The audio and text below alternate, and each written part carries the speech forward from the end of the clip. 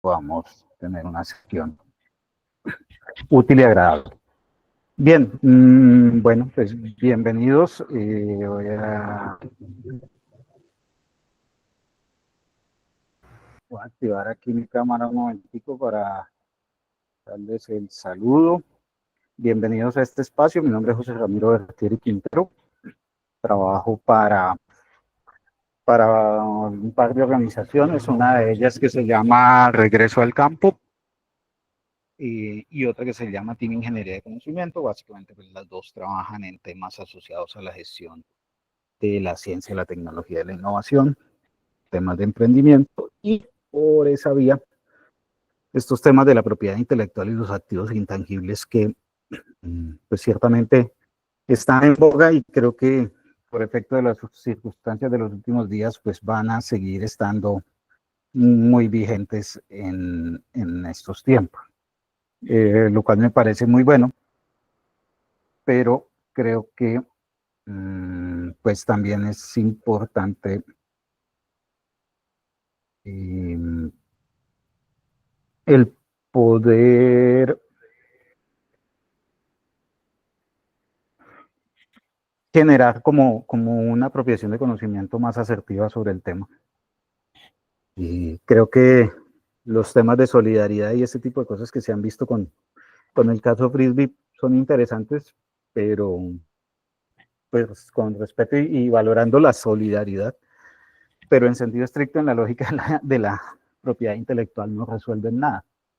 Eh, y por el contrario, incluso, pues en cierto modo se evade un debate que es necesario y es un poco el tema de cómo efectivamente las organizaciones en nuestro país interpretan estos temas de la propiedad intelectual. Bien, vamos a lo que vinimos, entonces, muy rápido, un poco para entender por qué es importante lo que estamos hablando. Y entonces, ya, bueno, hago aquí en paréntesis y voy a hacer una exposición de algunos conceptos muy básicos, luego sobre la importancia y en general una noción de lo que son los temas de propiedad intelectual. Luego voy a hacer una descripción de algunos casos puntuales asociados a un metamodelo que hemos venido trabajando nosotros en el ejercicio de consultoría. Y voy a procurar que haya más espacios para preguntas de ustedes, que supongo puede ser como el ejercicio más interesante. Entonces, bueno, y ¿para qué sirve? Digamos que uno diría, parece una pregunta con una respuesta evidente, es decir, hablar de propiedad intelectual es importante porque fundamentalmente en todo el contexto actual los activos intangibles han ganado mayor preponderancia incluso sobre los activos tangibles. Es decir, en el mundo hoy por hoy se transa más con bienes intangibles como el software o como las creaciones digitales o como las obras artísticas que con objetos del mundo real, con activos como bienes raíces, máquinas, bienes de consumo y ese tipo de cosas. ¿Cierto? Entonces, eso ya de entrada determina. Ahora, cuando uno va mirando, por ejemplo, el caso de Colombia, y esto para tomarlo nomás como ejemplo, porque en el ejercicio de la charla sé que se inscribieron personas de varios países y seguramente tenemos la oportunidad de compartir la grabación también a otras regiones, especialmente de Latinoamérica. Pero mirando los indicadores del índice global de innovación que genera la Organización Mundial de Propiedad Intelectual, vemos cómo, por ejemplo, la evolución de algunos indicadores asociados al incremento de patentes y al incremento de exportaciones de servicios basados en tecnologías de información ha sido interesante. De otra manera, vemos cómo las patentes de Colombia en otros países y cómo las exportaciones de alta tecnología eh, no tienen un desempeño tan favorable, pero sí lo tiene, por ejemplo, para el país el incremento asociado a los ingresos por propiedad intelectual. Esto la WIPO lo calcula como expresado como un porcentaje de las exportaciones. También entonces, si miramos un poco cómo son la capacidad de generar, por llamarlo así, activos creativos o la actividad creativa. Entonces vemos cómo, por ejemplo, el número de marcas registradas en el país se ha incrementado y además de una manera importantísima. También que hay una tendencia y es la WIPO la mide en términos de cuál es la intensidad en activos intangibles asociado a las empresas más grandes. No nos va tan bien patentando en otros países. La valoración asociada a las marcas de las empresas más grandes y el tema de los diseños industriales es algo que se mantiene, pero también es un cambio muy interesante cómo el país ha ido creciendo en la exportación de bienes culturales creativos. Cómo, digamos, dentro de los temas asociados a una dimensión que la WIPO mide, que es la sofisticación de los negocios. Entonces, por ejemplo, se ha incrementado tremendamente el pago por propiedad intelectual foránea, es decir, la cantidad de dinero que sale del país para pagar, por ejemplo, derechos de autores extranjeros, para pagar licencias de software de empresas extranjeras y ese tipo de cosas. Hay un tema ahí que es que se han incrementado las importaciones de alta tecnología. Eso pues hay que mirarlo ojalá con más detalle. El indicador por sí pues no permiten analizar mucho, porque pues si todos estamos importando sofisticadas, diría uno, pues hay cierto nivel de progreso, y si esa alta tecnología está, por ejemplo, orientada a la producción, eso puede ser interesante. Pero, por ejemplo, un tema donde nos va muy mal también es el número de investigadores en empresas. Es decir, nuestras empresas no son precisamente el escenario de trabajo de la gente que quiere investigar. Y pues lo que quiero hacer notar aquí es que justamente todas estas mediciones, todas estas valoraciones sobre el comportamiento que es económico de un territorio, se hacen a partir de mediciones o valoraciones de la propiedad intelectual. Entonces aquí entonces empezamos a mirar que justamente el caso puntual y específico de una empresa o lo que sucede en una empresa es una cosa, pero la agregación de esos datos y lo que va sucediendo en el agregado de todo el aparato productivo de un país es lo que nos muestra, por ejemplo, este panorama. Y por eso también entonces es que se va observando y cosas, por ejemplo, de cuánto dinero de las exportaciones del país se deben a activos de propiedad intelectual, es decir, cuánto estamos, por ejemplo, exportando en software o cuánto estamos exportando en cosas como vacunas o en desarrollos biotecnológicos o en ese tipo de exportaciones que tienen esa sofisticación basada en la ciencia y la tecnología y la innovación. Entonces, justamente eso. Y ¿por qué la propiedad intelectual? Entonces, ¿por qué se habla de la propiedad intelectual en este caso? Bueno, porque finalmente la propiedad intelectual es, y luego lo vamos a ver, que son identificables, medibles, evaluables, y eso permite construir indicadores sobre la base de eso. ¿Sí?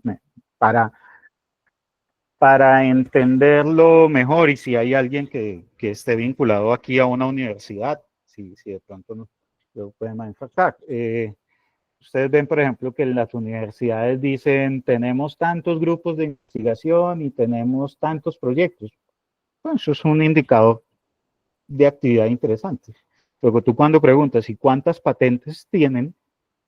Eso de una lo que te está mostrando es que por más que desarrolles alguna actividad o tengas la intención de hacer una labor, pues a la final los resultados globales son los que muestran si efectivamente, por ejemplo, tu investigación está llegando a un nivel que permita generar resultados novedosos, ¿cierto?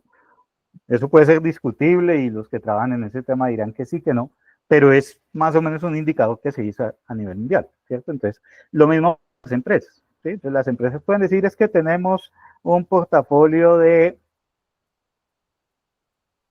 20 productos, ok, y resulta que de esos 20 productos no tienes ni marcas registradas, ni diseños registrados, ni derechos de autor registrados. Entonces uno dice,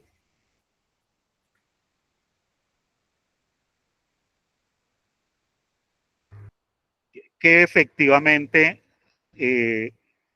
está generando o cuáles son las evidencias de que ese trabajo de innovación está generando resultados.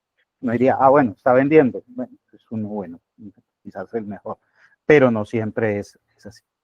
Ahora, ¿para qué nos sirve? Fundamentalmente, ubicándonos en un contexto de algo que se llama la teoría de la organización ambidiestra, uno con base en la propiedad intelectual o en acciones basadas en la propiedad intelectual y en los activos intangibles puede, por ejemplo, identificar quiénes son sus competidores y además analizar cuáles pueden ser sus debilidades y fortalezas. Puse ahí debilidades, pero obviamente también está. ¿Con quién me puedo aliar? ¿Dónde están los proveedores que yo necesito? ¿Dónde soy débil y dónde soy fuerte? ¿Cuáles son los espacios de mercado, países o territorios en donde yo me podría mover? Además de eso, por ejemplo, evaluar si no solo identificar un competidor específico, sino eventualmente en un territorio, en una región, cuál es el nivel de sofisticación de una actividad o negocio, que también se configure como una restricción o como un potenciador para que yo pueda llegar allá. De otro lado, y hacia futuro, pensando en la explotación hacia futuro, entonces en la explotación hacia presente, la exploración más es, digamos, en la búsqueda de nuevas oportunidades, pues está justamente que la propiedad intelectual fortalece la propuesta de valor. Con base en la propiedad intelectual se estructuran alianzas como son los acuerdos de transferencia de tecnología, y muchos de los modelos de negocio diferenciados están basados justamente en activos de propiedad intelectual. Y además hay otros temas que también ahora están muy en boga, y es, por ejemplo, el hecho de articularnos con temas, por ejemplo, globales, como los objetivos de desarrollo sostenible, aspectos de responsabilidad social empresarial y ese tipo de cosas, ¿cierto? Entonces, ahí también está todo eso. Ahora, ya, digamos, también aterrizando el tema, y esto es muy importante en todos los ámbitos de lo que tiene que ver con innovación, pero muy particularmente en el tema de la gestión de propiedad de activos intangibles, es el balance entre la teoría y la práctica. ¿Por qué? Porque es que a su empresa no le sirve de absolutamente nada que la gente sea capaz de recitar las definiciones de lo que es propiedad intelectual y que no es. Lo que le sirve a la empresa o a la organización, a la institución, no tiene que ser una universidad, a las mismas entidades de gobierno, es que las personas que laboran en esa organización o que son parte, o si es una comunidad que son parte, tengan la capacidad de entender que esos activos intangibles, que esa propiedad intelectual debe respetarse, debe gestionarse, debe cuidarse, que es un generador de valor. Entonces, la descripción teórica de todo y el ser capaz de recitar las definiciones, en este caso sí que no sirve prácticamente para nada, si no se hacen, si no se actúa en consecuencia para lograr preservar el valor de la propiedad intelectual. Y ese creo que es uno de esos casos. No quisiera referirme al de Frisbee, y además porque hay algunos elementos que son complejos, y es que entre otros pues la información no es completa, pero en general en todos los casos donde hay problemas de propiedad intelectual eso es lo que pasa, ¿sí? Es decir, uno indaga y uno le pregunta y más o menos la gente sí, es capaz de entender, identificar, ya sea el concepto o la expresión de ese concepto, pero no se gestiona, ¿sí? Porque no se entiende qué es lo que efectivamente hay que hacer, ¿cierto? Entonces, eso. Y cuando hablamos de propiedad intelectual, entonces hablamos, por ejemplo, de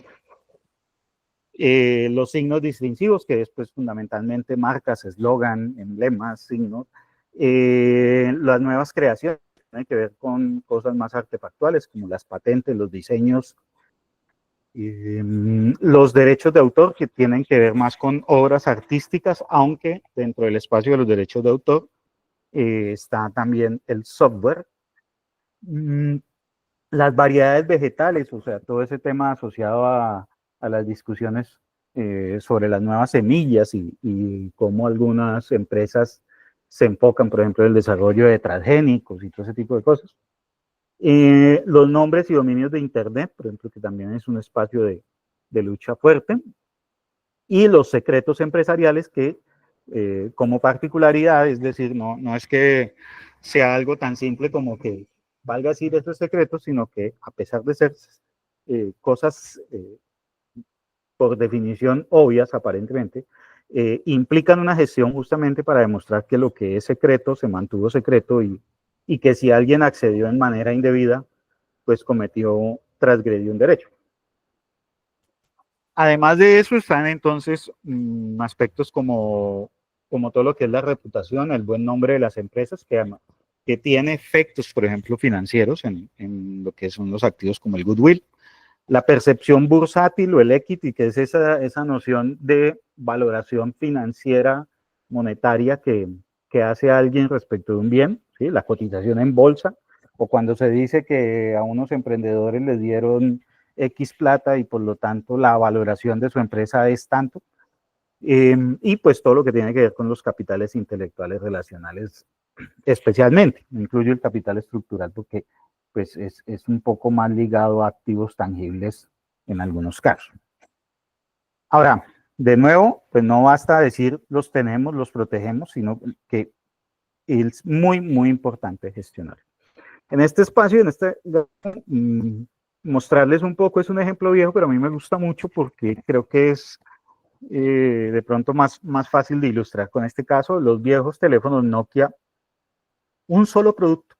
No hablamos de toda la empresa, ¿sí? En este caso hablamos de un solo producto.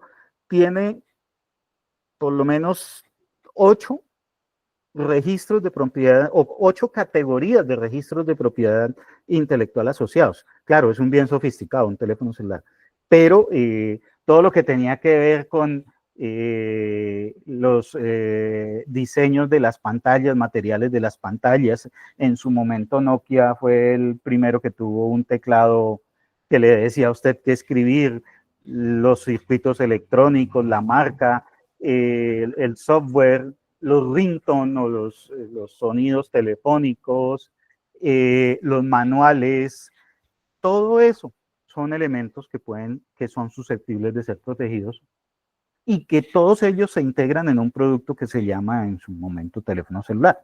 ¿Sí? Entonces, esto también es importante porque a veces nos quedamos creyendo que es un tema específico, por ejemplo, de registrar la marca. Registrar la marca es una de tantas acciones que debes hacer en una empresa o una organización, cualquiera, pero puedes tener muchísimas más. Y aquí una ilustración interesante porque a pesar de que Nokia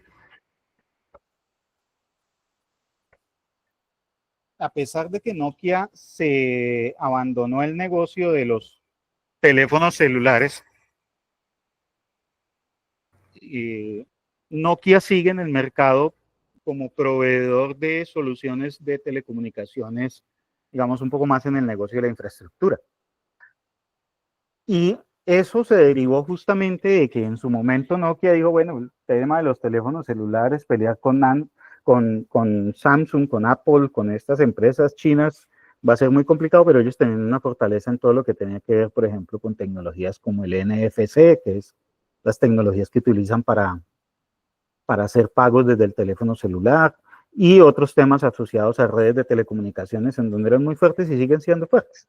¿Sí? Entonces, hoy por hoy Nokia se mantiene, quizás ya no es una empresa de las cifras que era hace unos años, pero sigue siendo una empresa rentable e interesante gracias a que las tecnologías que desarrolló en su momento le sirvieron para reinventar su negocio. Y ahí está donde también justamente es el tema de la propiedad intelectual.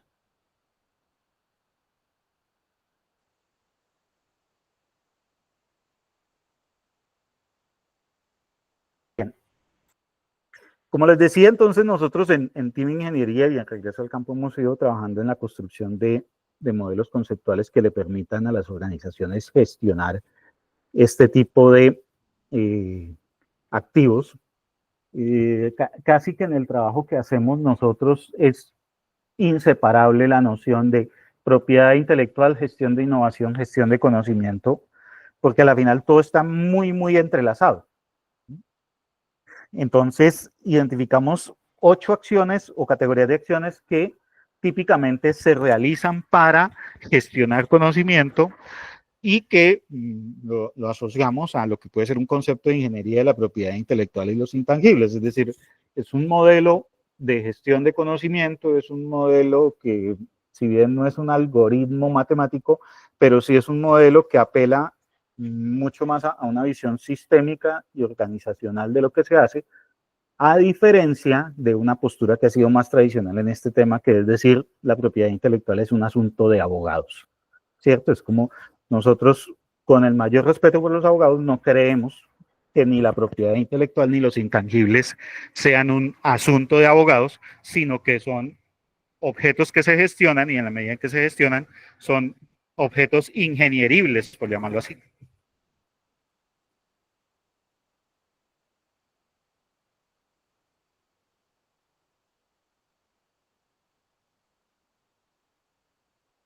Bien, de esas 8 categorías, creo que pues, en la diapositiva están detalladas y aquí hago un pare para mencionarles que ya también les compartí un enlace con la presentación de hoy, pero aquí en el chat también la puedo compartir, entonces les comparto el mensaje para que tengan disponible esa, ese material. Listo. Ahí está en la descripción, pues básicamente también se trata un poco de, el solo verbo lo dice, diría un, bueno, no vamos tampoco, porque sí, ahí digamos conviene esa definición, pero en general a partir de esas 8 categorías de procesos, entonces eh, es que estructuramos nuestras acciones de intervención. Y aquí entro entonces con los casos para justamente margen y que haya pues, el espacio de preguntas de parte de ustedes. Casos puntuales, entonces, por ejemplo, y hago también la nota aquí, menciono el milagro, no menciono el santo, porque también muchos de estos casos, o todos, están protegidos por acuerdos de confidencialidad que nos limitan, obviamente, en mencionar la entidad y algunos detalles, obviamente, de lo que se hizo, pero pues con la información más general es suficiente para explicarles cómo opera esto. Entonces tenemos, por ejemplo, que una empresa del sector de tecnología, hardware y software que se enfoca en soluciones para temas de logística, manufactura retail, hablemos por ejemplo, las tecnologías que se utilizan para controlar inventarios en un almacén o las tecnologías que se utilizan, por ejemplo, para controlar algunos procesos de manufactura. Y cuando empezamos a trabajar con esta empresa, lo primero que nos dijeron es, Ramiro, es muy difícil que nos enseñen algo porque nosotros trabajamos con los mejores proveedores del mundo de estas tecnologías. Somos partner de tal fabricante, somos partner de tal. Okay.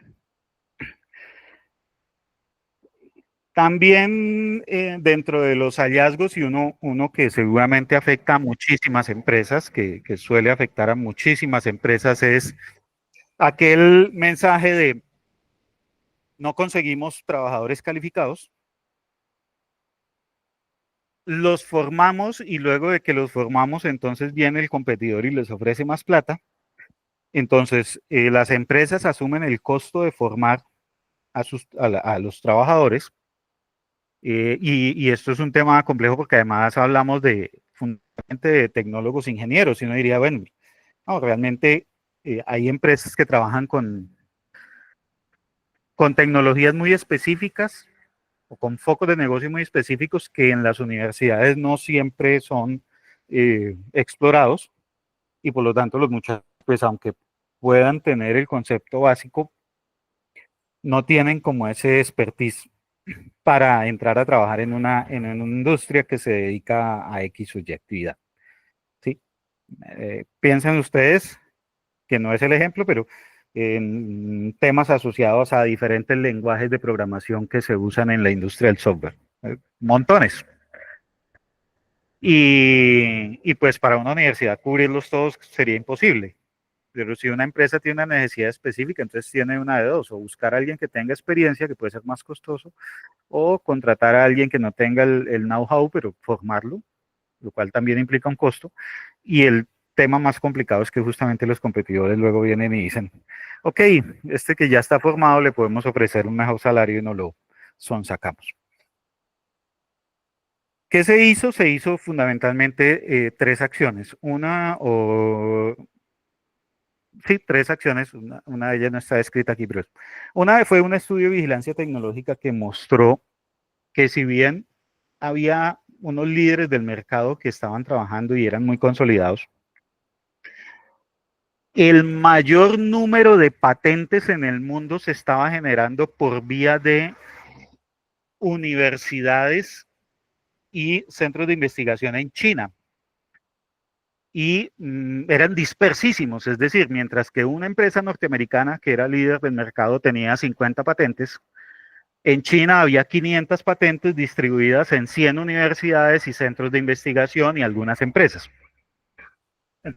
Unitariamente, cada empresa, cada universidad de pronto no registraba mucho, pero cuando uno miraba el agregado y por áreas, era muchísima capacidad la que se estaba desarrollando. Entonces ahí también entraba a mirar uno que si bien el presente decía que el negocio estaba controlado por unas empresas en Estados Unidos, el futuro, como efectivamente se dio, iba a ser de unas empresas chinas, además ubicadas geográficamente en una región. Algo interesante de esa vigilancia tecnológica es que también se determinó, por ejemplo, que en ese tema de la logística y de la automatización, un líder mundial en patentes es la empresa Heineken, la empresa que fabrica cerveza. Y entonces eso fue como de esos datos curiosos, porque ¿cómo así que Heineken, que produce cerveza, es el líder de patentes en temas de electrónica para logística? Bueno, lo que pasa es que la, la logística para transportar líquidos es sofisticadísima. Y por tanto, esa empresa desarrolló capacidades propias para manejar ese transporte de líquidos, de cerveza, de todo lo que hace una empresa como Heineken, al punto que competía con empresas especializadas en crear esas soluciones. ¿Sí? Entonces también era un tema interesantísimo. Y otro tema que se actuó y que se revisó es cómo a partir de transferencia de conocimiento entonces se podía atender el tema de la gestión de talento humano para tener trabajadores, para, digamos, tratar de paliar la curva de aprendizaje, reducirla, mejorarla, hacerla menos onerosa. Entonces, por ejemplo, pues, cosas concretas, la empresa inició muy rápido a establecer contactos con nuevos proveedores en China y con esos nuevos proveedores pues le podía ofrecer a sus clientes unas soluciones a una relación costo-beneficio más favorable, ¿sí? Es decir, más baratas, haciendo lo mismo, o digamos, o con desempeños probablemente menores, pero también con costos muchísimo menores. También el tema de eso de Heineken se llevó a la empresa y se apropió y se empezó a revisar y se dijo, venga, y nosotros también podemos hacer lo mismo porque tenemos experiencias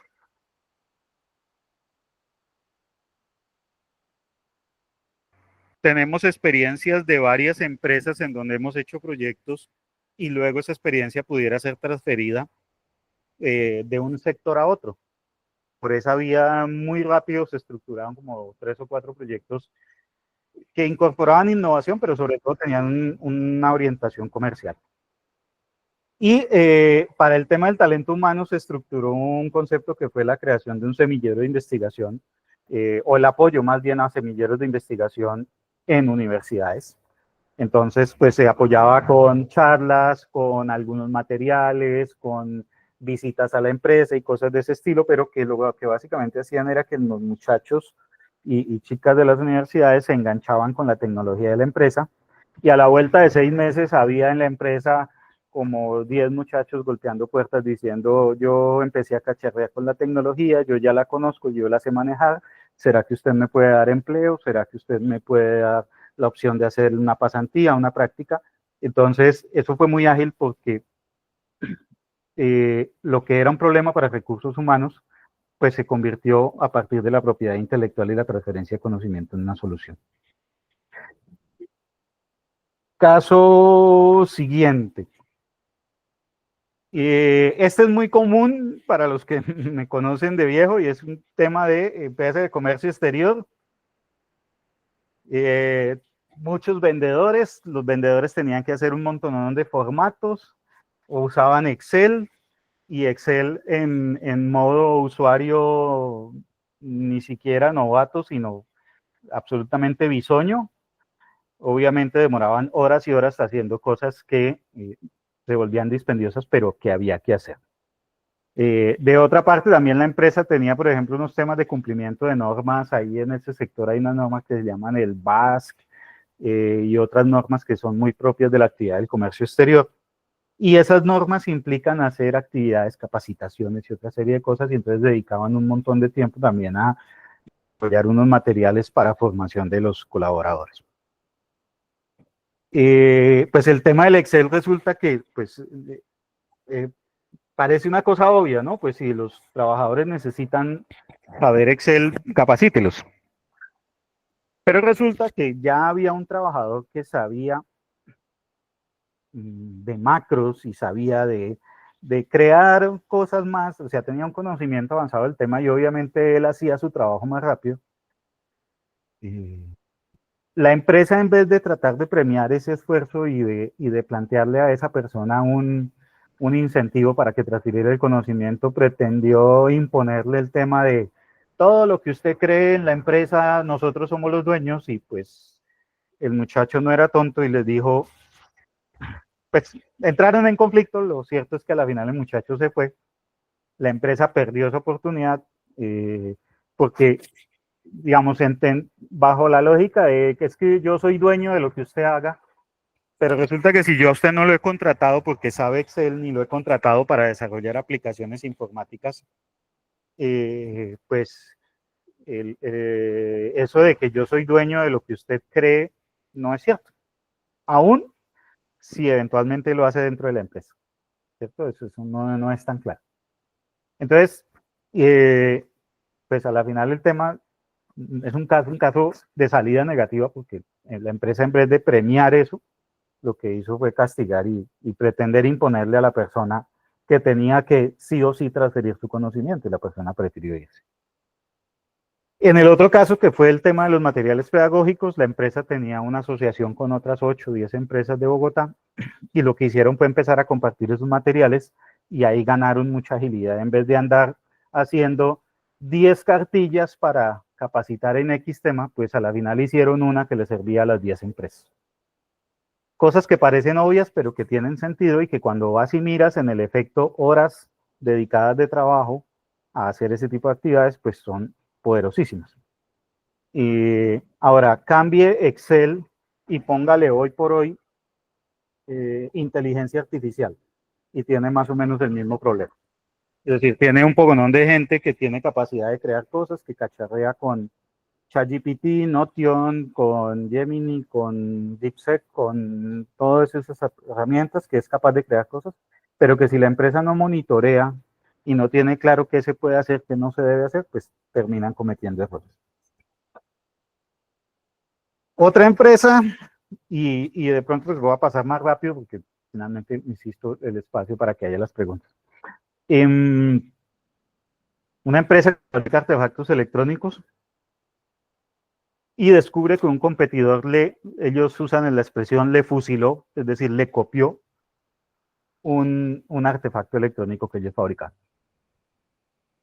Cuando se revisó, no había registros de propiedad intelectual. Entonces, primera falla, se identificó claramente cuál era el artefacto, se tramitó el registro, que fue bastante ágil, los registros de trazado electrónico no son tan complicados de lograr, pero lo interesante fue la acción posterior.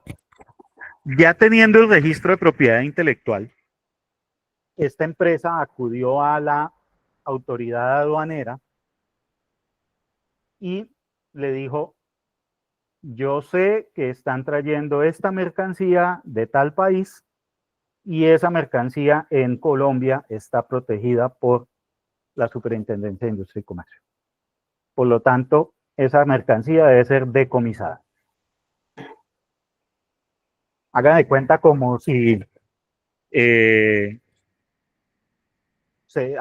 una marca de zapatos reconocida, zapatos deportivos, Adidas, Nike o cualquiera de ellas, detectara que viene un cargamento de zapatos, como diríamos, chiviados, y pues le exige a la autoridad aduanera que confisque esa mercancía, porque aunque no sea contrabando, transgrede las leyes de propiedad intelectual. Más o menos lo mismo lo hizo esta empresa. Entonces, aquí el tema es que protegió su labor, pero no la protegió en el acto específico de ir a registrar la propiedad intelectual, sino en la acción complementaria de ir a las autoridades y pedirle que protegieran sus derechos, ¿cierto? Entonces, y eso es interesante porque también eso es una cosa que sucede mucho, mucho en manufactura.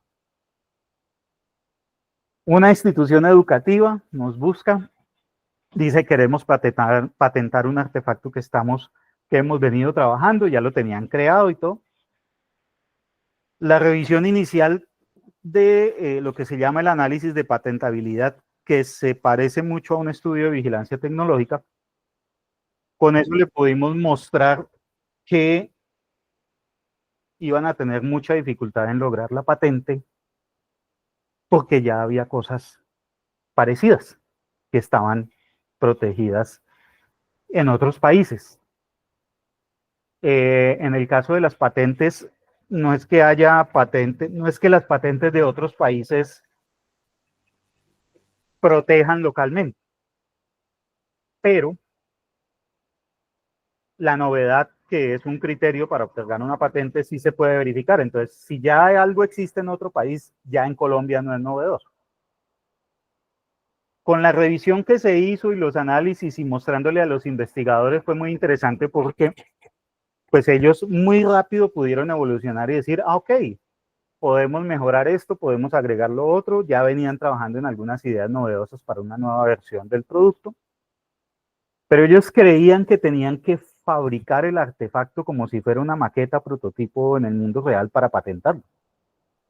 Cuando lo que dijimos fue, si usted es capaz de describirlo con palabras, uno, y además dibujarlo en algún software de diseño, eso es suficiente.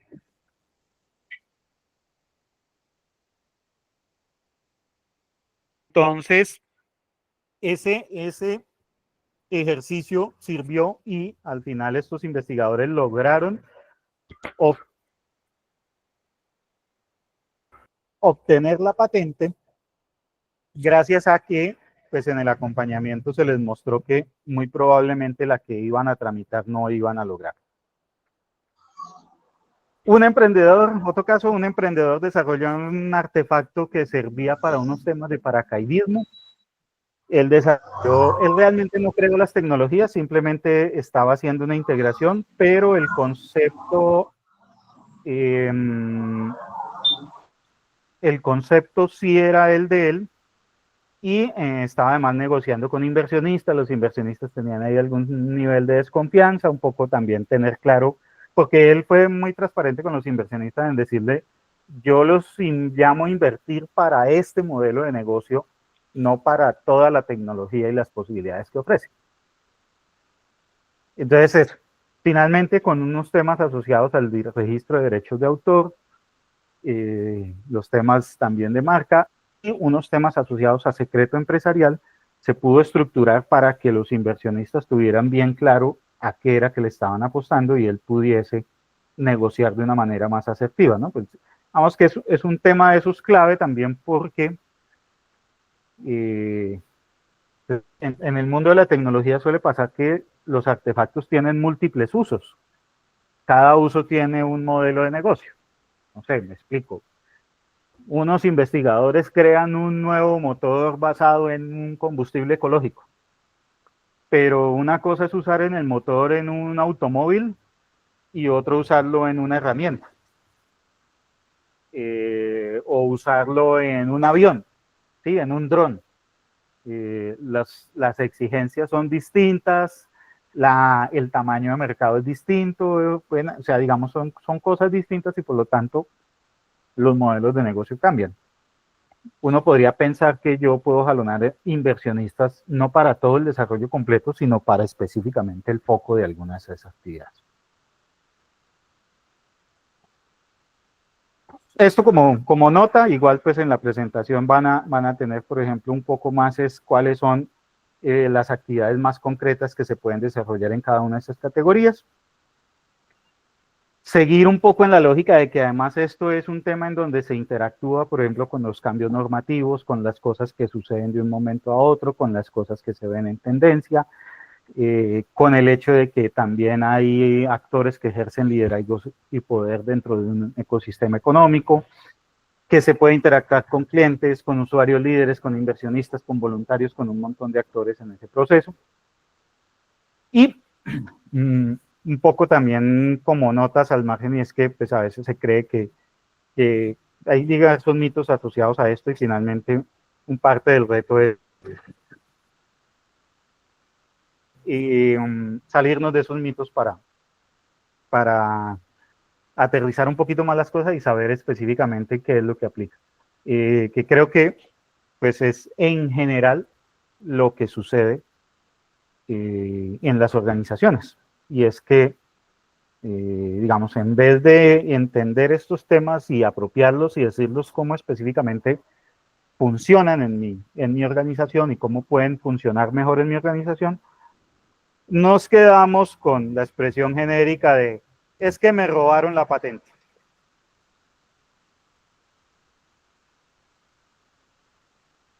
¿Sí? O ahora en la discusión de los últimos días, es que me robaron, le robaron la marca y cuando usted va y mira, ni hay robo, hay unos temas complejos, pero que en la práctica no hubo robo, por el contrario, hubo unos registros, se abocó a las autoridades, eventualmente hubo unas agresiones, unas transgresiones de los derechos de autor que pueden ser sancionables, pero en sentido estricto no es que, y pues mencionémoslo, no es que a Frisbee le hayan robado una marca, sino que probablemente se descuidaron en cuidar en lo que era la gestión de sus registros de propiedad intelectual. Listo, yo paro aquí y les doy el espacio a ustedes para si hay preguntas o inquietudes o dudas y poder compartirlas.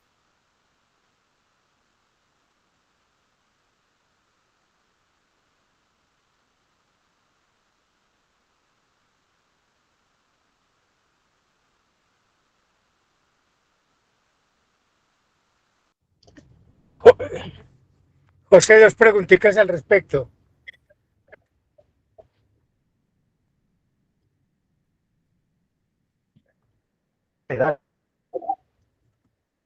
Aló.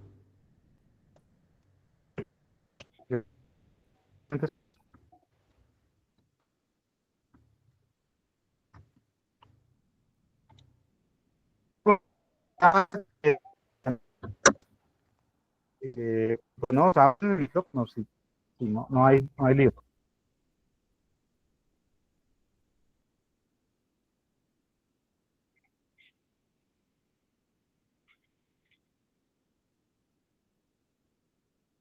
Jaime, ¿alguien más?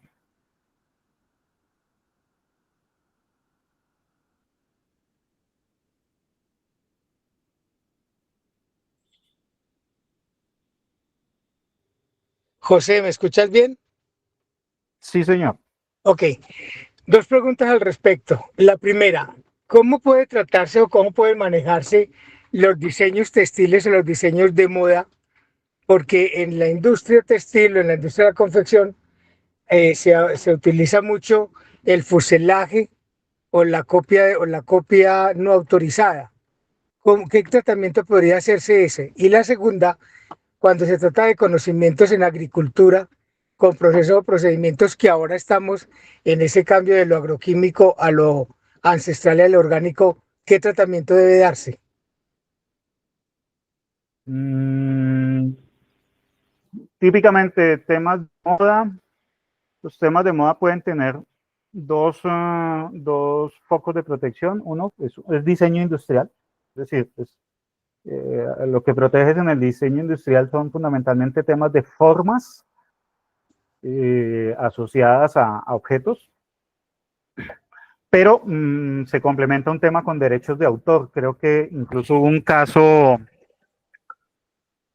muy sonado hace unos años en donde una persona que es crítica de los temas de moda sacó un libro, otra persona se supone que le hizo las ilustraciones al libro, pero luego cuando fueron y miraron, la persona que había hecho las ilustraciones había fusilado imágenes de otros autores, entonces eso era imagínense el zapero. Y es porque en el ejercicio del diseño de moda hay una transición de lo que se dibuja en el papel por ejemplo, los patrones, ¿cierto? Entonces, lo que dibujas en el papel como concepto puede ser protegido por derecho de autor y luego eso se baja a unos patronajes, ¿cierto? A unos elementos que permiten cortar las piezas de tela de determinada manera que den como resultado un traje, un vestido, y eso es protegible por el derecho, por las dos, derecho de autor y diseño industrial. Okay. Temas agro asociados a conocimientos ancestrales. Bueno, son casos que hay un espectro de casos muy amplio porque podemos estar hablando de semillas nativas, podemos estar hablando de prácticas, podemos estar hablando de algún conocimiento vinculado a algún tema étnico y además pues ahora hay unos temas que se pretende y se procura, lo cual es muy favorable, proteger ese conocimiento. Entonces incluso la misma Organización Mundial de Propiedad Intelectual ha trabajado en eso. Sí, Habría que mirar es caso a caso fundamentalmente de qué se está hablando y cuál es el propósito específico de lo que se pretende proteger. ok. Pero digamos, también hay una cosa y es que pues no se puede pretender proteger lo que es de común conocimiento, ¿cierto? Entonces, es, ese sí es como un tema y es que si algo ya más o menos es de amplia difusión, pretender protegerlo es complicado. No, me refiero en el caso del campo. En el caso de Colombia, pues lógicamente está presentándose el fenómeno de que en el manejo de las semillas nativas o semillas endémicas o de alimentos que son propios de algunas regiones del país, como en el caso de Colombia, que nosotros ya hemos identificado 275. Pues a nivel internacional, el obtentor, pongamos el caso del maíz, en el caso del maíz, ellos alegan y dicen que la semilla fue perfeccionada por ellos y que fue ese transgénico lo que se registró como conocimiento. Pero en el manejo ancestral va el paquete tecnológico. Y en el paquete tecnológico es que nuestros campesinos y nuestras y comunidades indígenas tienen procedimientos muy distintos. Y muchas veces estas organizaciones como la OMPI que no han querido reconocer ese paquete tecnológico que no es de conocimiento público, lo tienen estas comunidades. Entonces, se está presentando ese problema porque Colombia tiene muchos productos que son susceptibles de registro, pero que no los han querido aceptar. Ahí, digamos, entras en un tema y creo que este nos permite ilustrar también un contexto más general. Y eso por eso es que nosotros hablamos de inventariar o de identificar. Si tú no puedes identificar el objeto de lo que dices querer proteger, es prácticamente imposible que logres que te validen algún registro, alguna protección, ¿cierto? Okay. O sea, ¿por qué la multinacional que produce la semilla de maíz transgénico tiene ventaja? Porque ellos claramente pueden decir, nosotros tenemos la semilla tal que se comporta de tal manera, hicimos pruebas en laboratorio, la semilla tiene granos de tal tamaño, de tal color, o sea, tienen un montón de información técnica que con ellos pueden decir, esa es mi semilla.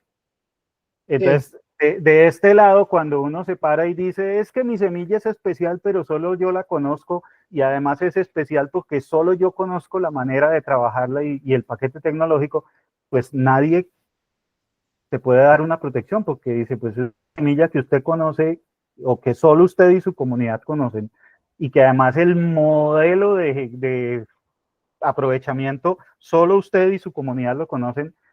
¿Cómo puede la OMPI o cualquier entidad entrar a decir, sí, yo le protejo eso? Ni siquiera, sí, ese es un poco eso. Y creo que también justamente es un tema clave que me llevas a una nota que también es importante.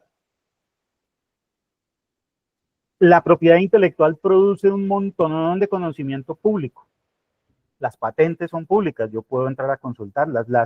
Los registros de marca, yo puedo entrar a mirar qué está registrado. Los diseños industriales, yo puedo consultar las bases de datos de los diseños y entrar a mirar qué está protegido y registrado. Y con base en eso yo aprendo. Entonces, digamos, parte del ejercicio justamente, incluso cuando hay una variedad vegetal, pues el que logra una patente o un registro de variedad vegetal tiene que publicar la información que le permitió llegar allá. Y eso permite que sus competidores ya no lo copien, sino que arranquen de donde esa empresa inició para generar nuevos desarrollos. Entonces, este también es un tema clave, y es que mucho de esto se basa en conocimiento que está disponible al público. Ok. Bueno, me comunicaré contigo por el interno porque creo que tenemos mucho que trabajar. ¿Listo? Vale, me parece bien. Listo, no sé si hay más preguntas, inquietudes. Por aquí veo algo en el chat. ¿Será que hay algo en el chat? Ivonne dice que muchas gracias. Carlos, dale. ¿Qué tal, Ramiro? ¿Cómo estás? ¿Qué tal? Un placer. Desde Perú. Qué bien, Carlos. Qué bueno. Qué bueno tenerte en esta oportunidad para poder aprender cada día más. Estamos desarrollando algunos programas de transferencia tecnológica al sector agrícola, pero a nivel de modelos de utilidad, que son temas que nos interesa desarrollar de manera abierta y que permita que la tecnología que otros países ya han desarrollado, ya han innovado, hoy día gracias a la inteligencia artificial y gracias a todo el equipo que tenemos de automatización, de robótica, de mecatrónica, estamos innovando, ¿no? Tratando de buscar piezas que acompañan a este proceso, ¿no? Y que mejora realmente la producción. Hay cosas que no se integraron, ¿no? Hay procesos que finalmente estamos en el sector agrícola integrándolos. Sobre este modelo, ¿qué opinión tienes, no? Porque al final es importante tu experiencia en este ámbito de proceso, sobre todo porque a veces pensamos que el sector agrícola tiene que de alguna manera incorporarse temas tecnológicos, ¿no? Ya lo han hecho antes, ya lo vienen haciendo con drones, ya lo vienen haciendo con tecnología en el uso correcto del agua, biofertilizantes y otros procesos, ¿no? Y ahora estamos viendo el tema de sectores agroindustriales, que es el tema que nos interesa abiertamente desarrollar. Estamos trabajando un tema de naranja. En el Perú tenemos desarrollo de cítricos, pero comparados con España, comparados con Brasil, evidentemente no somos nada todavía, pero hay ecosistemas que sí nos permiten tener una variedad de naranja, que sí desarrolla una etapa muy interesante en temas de cítricos, y en esa línea queremos ir coberturando, ¿no? Ese proceso de transferencia tecnológica. Gracias. No, ni me faltaba, Carlos. Buenísimo, porque además creo que pues justamente empiezas a integrar cosas. Uno, y lo mencionas, o sea, parte de la bondad de la propiedad intelectual y al estar como lo mencioné ahorita Jaime, al tener unos repositorios accesos abiertos para acceder a información, pues es no andar inventándonos la rueda, ¿cierto? Es decir, si ya en otro lugar en otro lugar del mundo crearon algo y yo, sin que necesariamente caiga en la copia o aún cayendo en la copia sin transgredir una norma, porque puede hacerse, pues yo no tengo por qué empezar de ceros. Yo avanzo y justamente arranco en el punto en donde otros avanzaron para crear cosas más adaptadas a lo que yo necesito. Pues, en agricultura tenemos esas situaciones. Una cosa es cultivar en los suelos blanditos de Europa y otra cosa es arar en los suelos duros de la región andina, por ejemplo, colombiana. Una cosa es las planicies y otra cosa son las montañas. Vaya, controle riego en una zona plana, los requerimientos pueden ser simples. Controle riego en una ladera y las especificaciones y los materiales y las marangueras estalladas y todo ese tipo de cosas. Entonces, hay una serie de cosas que son clave, pero al final también un punto muy interesante es que pues, partimos desde principios como muy generales, la física, la matemática, la química, y lo que buscamos es hacer aplicaciones específicas a lo que se necesita. ¿Que hay que hacerlo? Claro que hay que hacerlo, es indispensable. Y en esto también hay... Además, José, Dime, además ahí lo importante, José, es que la tecnología está colocada justamente para probarla. Es decir, nuestros agricultores no necesitan fabricar equipos para vender, sino lo que quieren es utilizar la tecnología que está disponible. Es decir, es algo que a mí siempre me llama mucho la atención. Y no todos los países hacen territorio de patente en nuestros países, porque en algún momento nunca estuvieron interesados en nosotros, ¿no? Al final, ese marco en el cual el vacío tecnológico de un registro en propiedad intelectual en un país puede ser ventaja. puede crear de repente la apertura a otro país a utilizar la tecnología libremente en dominio público o en uso y finalmente permita que nuestros agricultores tengan la oportunidad con la ingeniería que tenemos en la universidad, con los diseños y mecatrónicos que hoy día tenemos, el avance de la maquila que tenemos en Perú, en metal mecánica, soldaduras de alta soldadura, es decir, estamos haciendo muchas cosas, yo pienso que maravillas, en instalarlas en uso, es decir, no queremos vender máquinas, finalmente, queremos que la gente utilice las máquinas. Es como cuando te trabajé un proyecto del Banco Mundial para el tema de los usos productivos de la energía eléctrica. Todos vemos ahí cruzar cables en el campo. Decimos, ¿y qué, para qué sirve eso?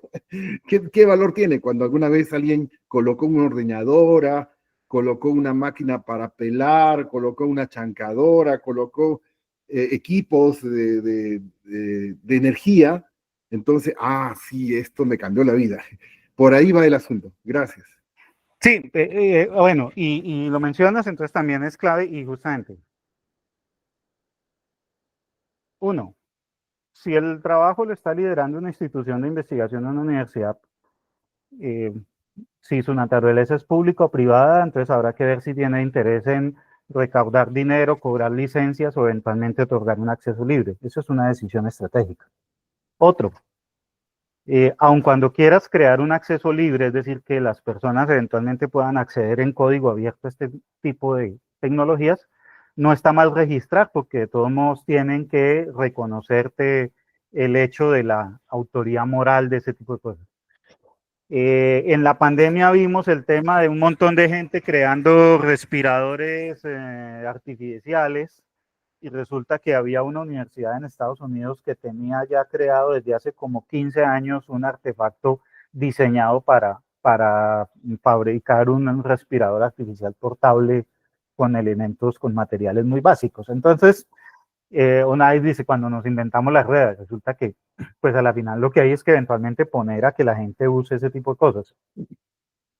En Colombia, por ejemplo, y creo que, no sé si en Perú, pero por ejemplo están los sistemas de clasificación para que las universidades demuestren que hacen transferencia de tecnología. Entonces, muchas veces el tema es, yo te hago la transferencia, no necesariamente te cobro o te cobro a un costo muy básico, pero lo que me importa es que me certifiques que efectivamente recibiste ese conocimiento de mí y por lo tanto yo puedo mostrar unos indicadores de extensión universitaria y ese tipo de cosas. Entonces, aquí hay un montón de variantes y creo que el arte está justamente en que alguien se pueda parar en la mitad y entender ¿Qué quiere el inventor? ¿Qué quiere el que quiere hacer negocios? ¿Qué quiere el inversionista? ¿Qué quiere el estudiante? ¿Qué quiere el emprendedor? Y cómo se pueden articular esos acuerdos y esos mecanismos a través de lo que existe. Pero es una labor como de peeling, de construcción de confianza, de construcción de red, de modelado de negocios mucho. Y cuando estamos de acuerdo y construimos eso, entonces ahí sí vamos donde los abogados y le decimos, ok, queremos hacer esto y queremos que el acuerdo diga esto, o queremos registrar esta tecnología y los dueños somos tales y además vamos a otorgar acceso según estas condiciones. Entonces, es un poco esa lógica, ¿cierto? Y está todo por hacer. Aquí hay una cosa que es para analizar, porque además esto es como... Por ejemplo, China tiene una estrategia supremamente agresiva en el tema de propiedad intelectual. ¿Por qué? Porque ellos están de frente contra no solo Estados Unidos, sino contra en general todas las economías desarrolladas. Y su modo de marcar territorio es patentar, patentar. ¿Cuánto de eso están usando? No necesariamente todo. Nosotros aquí habría que mirar si nuestro propósito es efectivamente patentar o eventualmente, como tú mencionas, solucionarle problemas a la gente. Creo que además tocas un tema que es clave en el cual todavía hay mucho por hacer en el mundo. Ese tema de industrializar lo rural. Eso suena como concepto bonito, pero ve tú y consigue artefactos y herramientas que funcionen para hacer industria en las condiciones de los territorios rurales, ¿sí? Funcionen con problemas de calidad de agua, que funcionen con problemas de calidad de fluido eléctrico o con nulo acceso a red eléctrica, que funcionen con disposición adecuada de residuos, en fin, hay una serie de cosas que son muy interesantes y que justamente también pues son como temas en donde más que inventarnos la rueda, convendría trabajar en entender todo esto para construir soluciones novedosas y útiles. Entonces, me parece chéverísimo. Y bueno, no sé, ¿quién más? ¿Alguien más tiene preguntas, inquietudes?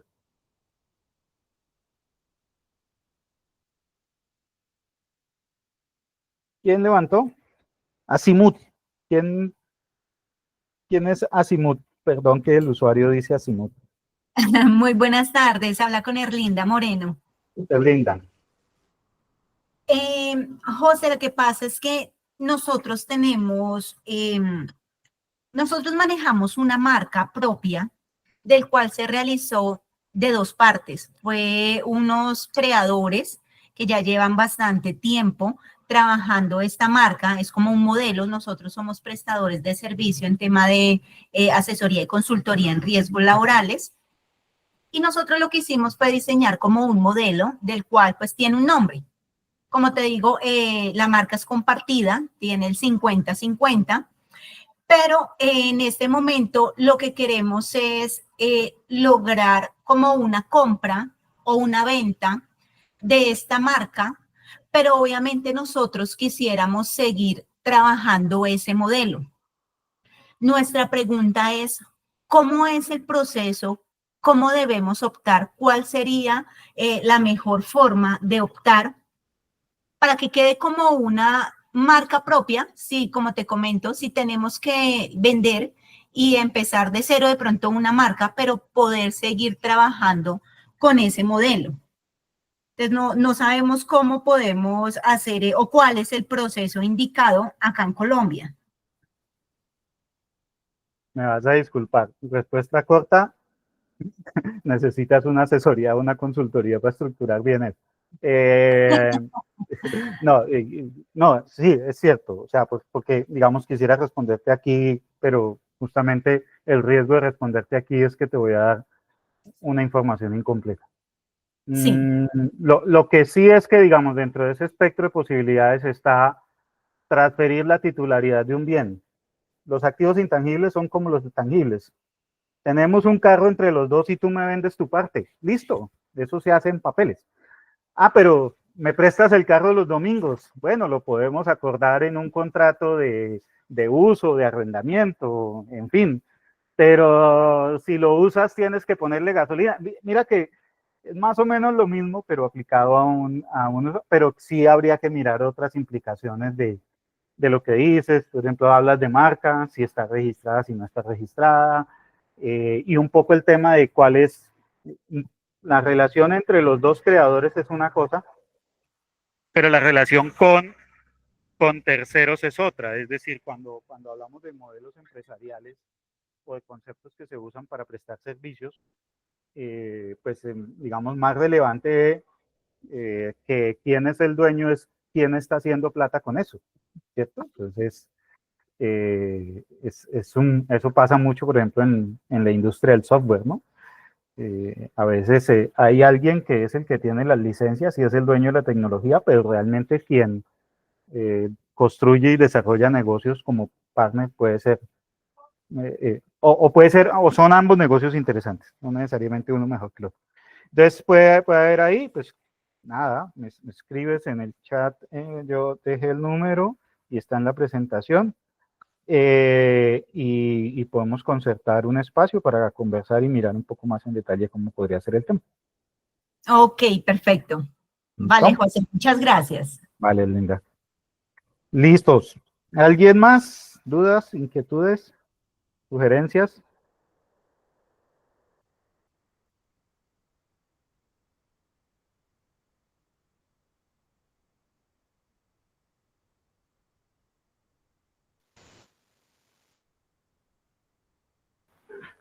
Bueno, pues nada, agradecerles la participación, el espacio. Siempre es muy chévere tener estos ejercicios, poder compartir. Me devuelvo un poco a esto y reiterarles un poco el tema de, en general, esto más que un asunto, insisto, no es por ser peyorativo con el trabajo de los abogados, pero no es un tema de abogados, ¿sí? Es decir, es tanto como creer que si yo compro una casa, el abogado me puede ayudar a estructurar el proceso de escrituras, estudio de títulos y ese tipo de cosas, pero el abogado no me va a decir si la casa la debo pintar de azul o de rojo, o si los acabados de la casa que yo quiero remodelarla, debo ponerle un material otro, ¿cierto? No, ahí se necesitan otras miradas. Y lo mismo pasa aquí.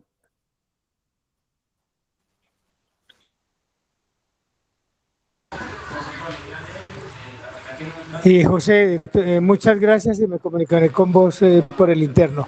De verdad que Vale. gracias por todo, por compartir todo el conocimiento.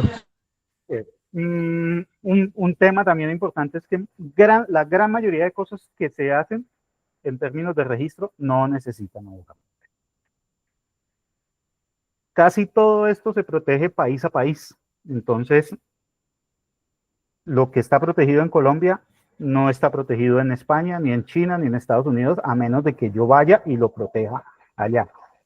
Y algo muy importante que también pasa, y es que si se pretende registrar una marca, pero no se usa, es decir, yo registré una marca en España, pero no tengo un solo local de venta en España, no pongo una sola propaganda en España, no vendo un solo producto en España, me pueden quitar la marca, porque aplica un principio que se llama la función social de la propiedad privada. Y es decir, que no es aceptable que alguien pretenda acumular unos activos impidiendo que otros los usen. Entonces, eso pasa acá. Y proteger y no generar valor es asumir gastos sin retorno. Y eso también es claro, porque tener una patente implica gastos para mantenerla activa. Una marca se renueva cada 10 años. Y hacer una serie de cosas en general en propiedad intelectual y no obtener valor de ellas, pues es asumir un gasto sin retorno. Y muy importante, y es como el punto de partida de siempre, es el inventario del reconocimiento inicial de los objetos de conocimiento activos de propiedad intelectual e intangibles que se tienen en las organizaciones como punto de partida para avanzar. Porque a la final, pues ahí empieza todo, ¿no? Es decir, si yo no sé lo que tengo, ¿cómo voy a protegerlo? ¿Y cómo voy a generar valor? A veces suele pasar con mucha frecuencia que la gente dice, ah, sí, nosotros tenemos ese PowerPoint, y resulta que el PowerPoint es el generador de dinero. Es que tenemos esa plantillita que todo el mundo llena, y con esa plantilla eventualmente está resolviendo un problema de seguridad de la información, de registro, en fin, cosas que pueden ser relevantes. Entonces también es eso. Y bueno, agradecerles entonces y seguiremos en contacto, les seguiremos compartiendo información de lo que hagamos en Team Ingeniería y en Regresa al Campo. Muchísimas gracias. Gracias a usted, José, por todo tu conocimiento y me estaré comunicando con vos.